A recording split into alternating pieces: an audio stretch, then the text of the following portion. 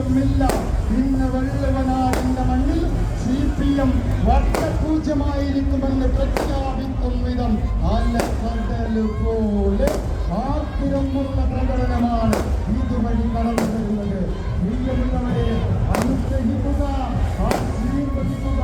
പടിഞ്ഞാറൻ ചക്രവാളത്തിൽ നിന്നും സൂര്യനുദിക്കുന്ന ഒരു കാലം ഈ പെരിന്തൽമണ്ണയിൽ ഒരു ശക്തികളുടെ താല്പര്യവും അടിയറവെക്കാൻ കഴിയില്ല എന്ന് പ്രഖ്യാപിച്ചിരിക്കുന്ന